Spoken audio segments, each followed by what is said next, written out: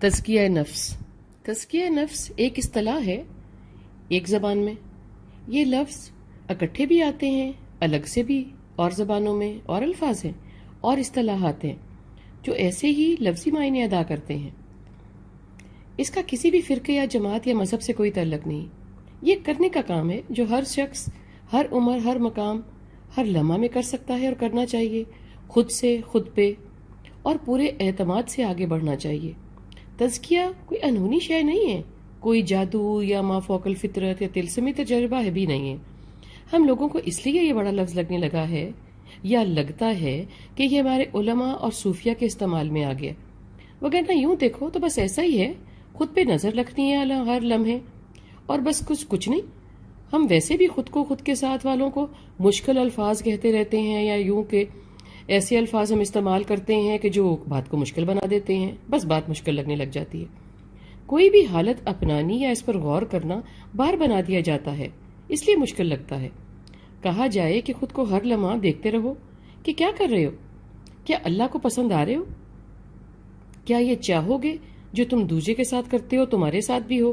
ایک note book بنا لو، اس پہ لکھتے رہو. جب دل چاہے کسی خود رویے پہ غور فرمانے کا، بس اتنا کافی ہے. نوٹ بک کھولو اور یہ کہو کہ یہ میرا کنفیشن باکس نہیں ہے عیسائیوں کی طرح. میرے نوٹس بس میرے لیے ہیں، کسی کو دکھانے کے لیے نہیں. اگر آپ اس پر گفتگو نہ کرنا چاہیں تو کوئی آپ کو دھکے نہیں دے گا.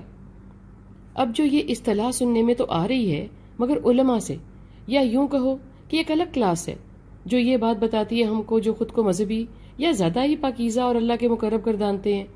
بس آپ کو جو بھی کوئی کچھ کرنا ہے، بھاگ کے کسی کے پاس نہیں جانا.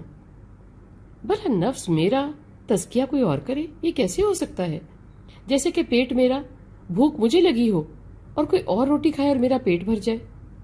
ایسے ہی ہے جیسے کوئی مجھے روٹی کمانے اور کھانے کے آداب اور وسائل میں مدد تو کر سکتا ہے، ایسے ہی میری کمیوں کو، تائیوں کو ماننا اور درست کرنے کا طریقہ تو مجھے بتا سکتا ہے، مگر میرا تزکیہ نہیں کر سکتا.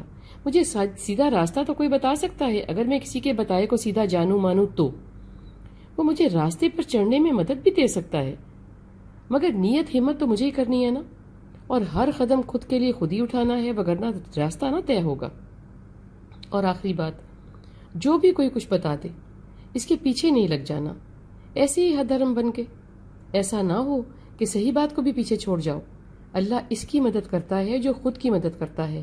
صحیح وقت، صحیح بات، صحیح کتاب، صحیح استاد کو تلاش کرنا، صحیح نیت رکھنا اور صحیح جذبہ، سب مدد کرتا ہے. اللہ تو ہے ہی مددگار. جو اس کی طرف چل کے جائے گا وہ اس کی طرف دوڑ کے آئے گا، حدیث قدسی ہے.